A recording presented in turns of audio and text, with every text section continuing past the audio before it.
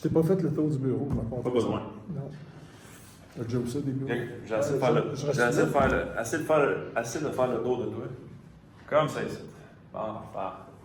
Là, les deux, on va être vus sur la caméra. Poignement en premier lieu. Monsieur Jacques, bon brillant. Bonjour, monsieur Nicolas. Ça va bien? Ça va très bien. Très beau chandail en premier lieu. Qu'est-ce que ça signifie? Ça signifie que les patates frites, c'est du caca. OK. Bon, ben, ça commence bien l'entrevue. On sait que ça va être sérieux. Il y a une raison pour laquelle je suis ici aujourd'hui, Jacques. Premièrement, c'est pour te féliciter de tes résultats. Tu as commencé un processus de revitalisation au centre Émancipation, qui a commencé avec des entraînements surtout, avec Carl-Olivier Hébert. Est-ce que tu confirmes? Exactement, oui. Et ensuite de ça, on t'a amené à, on pourrait dire, te revitaliser autant sur le plan de ta nutrition ainsi que sur ta supplémentation. Tu as commencé, quel était ton point de départ? Avec les premiers changements du régime alimentaire. Donc, on a... Quand tu es rentré là, au gym, tu pesais combien? C'est ça, tu parlais de mon poids. Hein? Oui. Je pesais 275 livres et j'avais déjà perdu une dizaine de livres par moi-même en faisant des efforts. Des efforts, des diètes, des choses comme ça. Parfait. Parce qu'au mois d'août, je pesais à peu près fin juillet 285. J'avais perdu une dizaine de livres, je me cherchais un entraîneur, j'ai rencontré Carl-Olivier et mon poids de départ était 275 à ce moment-là. Oui. Et aussi, on a fait les tests, les tests de pince pour savoir combien de gras j'avais. Et j'étais à 34%, presque 35%.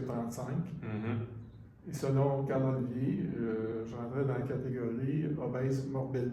Oh! Pourtant, ça ne paraissait pas parce que j'ai une structure. Bonne charpente, tu mesures. Bonne charpente, je mesure 6 pieds.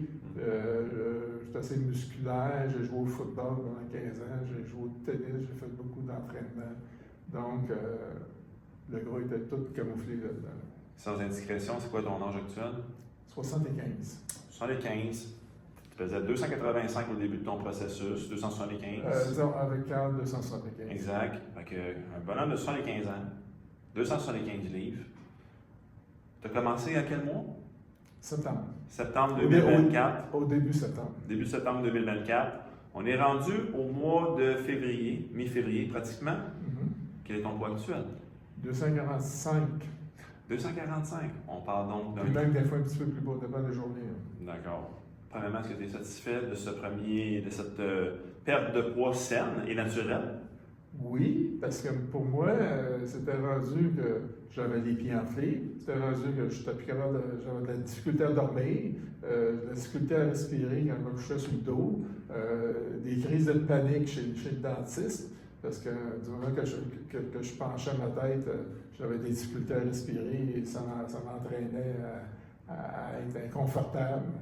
Pas fait de crise de panique, là, mais disons que je suis capable de rester sur la chaise. Exact. Maintenant, je suis dentiste, je suis capable de rester sur la chaise. C'est plus zen? Ben, c'est pas juste que je suis plus zen, je respire mieux. C'est vrai.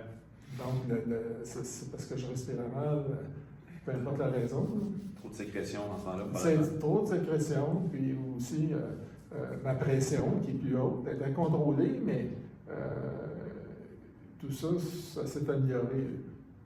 J'avais fait une phlébite aussi l'année de la COVID, donc je prenais des médicaments pour ça, mais dans le temps de la COVID, je restais assis sur mon derrière, mon entraîneur était fermé, tout était fermé. En effet. Fait que tout ça, c'est trop gros, trop gras, pas assez d'activité.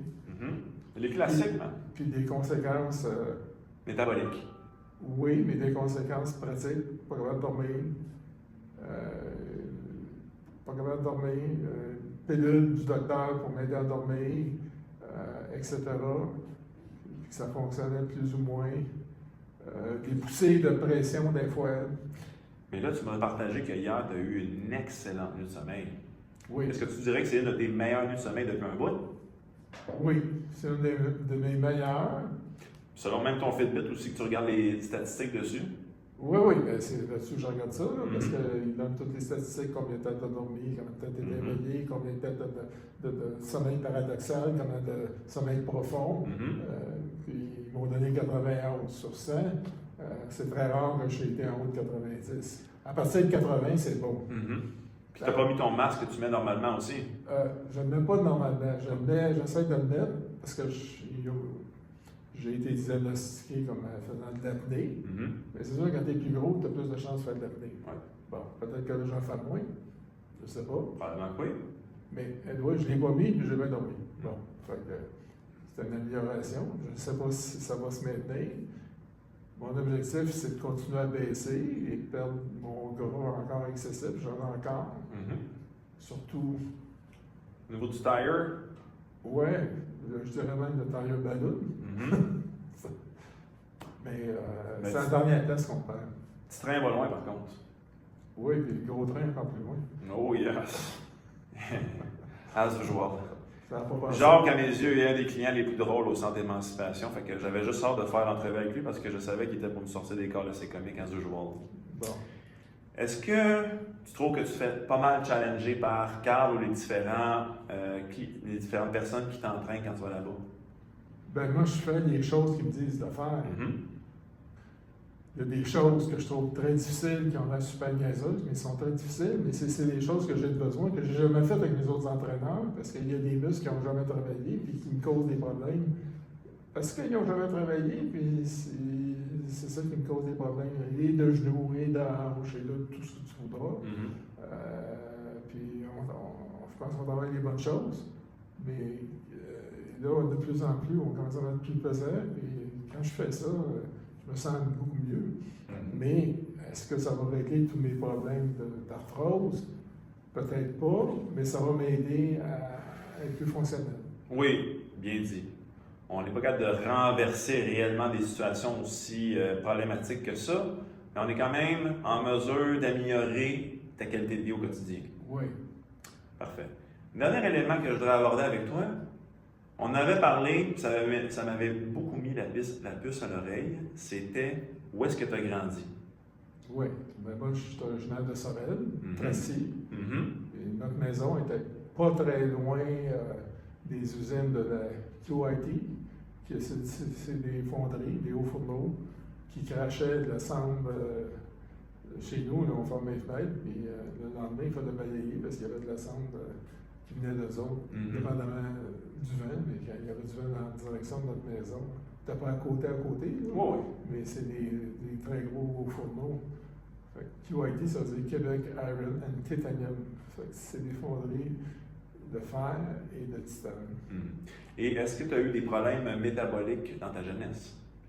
Ben ça, je ne sais pas. C'est quoi des problèmes métaboliques? Est-ce que tu étais en surpoids? J'ai toujours été costaud, toujours été gros.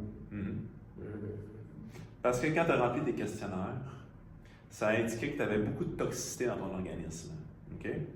Et quand on a discuté de tout ça, lors de l'évaluation de base, j'étais comme, OK, il a grandi à côté de ces places-là, il en a respiré probablement pas mal dans sa jeunesse, puis tu disais que déjà, quand tu étais jeune, tu étais en embonpoint. Fait que tu avais des problèmes. J'ai toujours été en embonpoint. Exact. Mais moi, je pense que ça a quand même contribué, malheureusement, à ces problèmes métaboliques-là. Peut-être. Mais moi, je les prends en considération. C'est sûr que du côté de ma mère, les gens sont plutôt grands et costauds et gros. Puis il ne restait pas à côté de la QIT. En effet.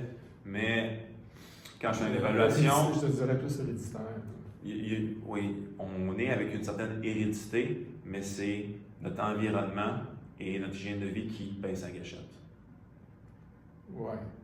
Mais tu sais, mon grand-père, c'était une grosse police, puis ma grand-mère était costaud. Mais tu dirais-tu encore ça si, admettons, tu avais 20 à 25 livres en moins? Ah, j'ai déjà été plus mince que ça. C'était dans le temps que je jouais au football, je faisais 210 livres, j'avais 5% de gras. Exact. C'est testé à des pinces par les jeunes de l'université dans une étude pour comparer les sédentaires avec ceux qui faisaient du sport de compétition. C'était mes amis en éducation physique qui faisaient ce test-là. Yes. Puis 210 livres à 5% de gras. 5% de gras, c'est quand même marathonnier. C'est ligne, ça? Oui, mais je t'ai fait de même. Puis je faisais pas de poids à terre. Là. En plus? Puis je ne prenais pas de pilule. Puis je prenais rien. Donc, je prenais de la bière, mais c'est tout. C'était ça tes suppléments? Oui, c'était ça. C'était les suppléments de l'époque, c'était de la bonne bière. Oui. Mais c'est sûr que j'aimerais ça descendre. Je vise peut-être pas ça, mais je vise être en santé. Yes. Je vise bien dormir. Je vise bien digérer. Puis pas avoir mal, pas être étourdi. C'est des objectifs de santé et aussi d'amélioration. Si on est capable, si je vois que on s'améliore, tant mieux. Peut-être être capable de jouer au tennis comme je jouais avant. Oui. Pas nécessairement en compétition, juste pour le plaisir, mais être au moins capable. Là, avec ma hanche, je suis pas capable. Exact. Il y a trop d'arthrose dedans pour l'instant. Oui. Ça se peut que je me fasse opérer, je ne sais pas songer à ça, mais ça, c'est une autre décision. Oui. En temps et lieu. Qui vous. Oui, en temps et lieu, je te prêt à analyser ça. Ben, c'est normal. Mais ça risque d'être ça la bonne solution, à mes yeux. Oui. Parce que tu vas être sans douleur, puis ça va juste demander un oui, puis après processus. ça, on va pouvoir monter plus haut dans ma forme. Oui, exact, parce que tu vas être sans douleur. Oui, mais on va pouvoir faire d'autres choses parce que ce problème-là va être réglé. Exact. On Ok. va pouvoir t'échorgner un peu plus fort dans le gym, ça veut dire. Exact. Ça pourra me pousser un peu plus parce que je regarde de le prendre. Oui. Si tu avais à dire quelque chose aux gens par rapport à leur santé, comment est-ce que tu pourrais les encourager ou les dynamiser?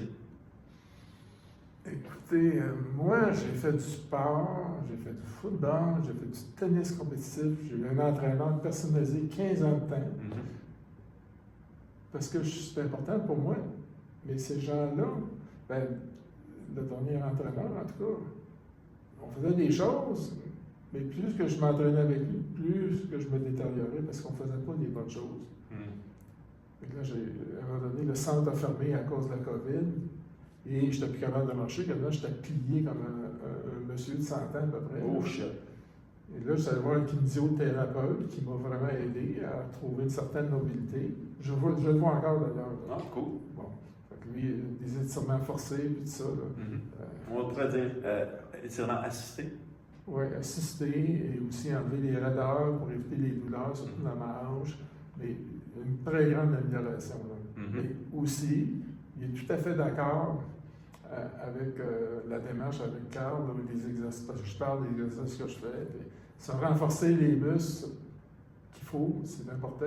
Il faut savoir lesquels. Puis il faut savoir les techniques. Mon ancien entraîneur, qui était pourtant kinésiologue, faisait faire des choses ordinaires pour des gens qui sont jeunes et en santé. Dans le fond, c'était plus un animateur de foule qu'un entraîneur. OK. Yo, etc. Mais moi, je ne progressais pas. Je régressais. Fait que c'est ça la différence. C'est que là, je trouve qu'on fait des bonnes choses et j'ai des résultats. Des fois, ça ne va pas vite parce qu'il y a des bouts qui partent de loin. Mais déjà, je sens un bénéfice à ça. C'est sûr que ma hanche arthrosée ne m'aide pas. Si jamais je la fais opérer, là, je pense qu'on va pouvoir aller à une vitesse supérieure. Ils vont avoir un processus de réhabilitation avant de faire Oui, ça, par contre. Ça fait partie de la game. J'en ai une hanche, celle-là est opérée, celle de droite, je sais c'est quoi. Là. Parfait. Puis je vais avoir du monde qui sont capables de m'aider à ça. Chose que je n'avais pas dans le temps que j'ai fait opérer celle-là.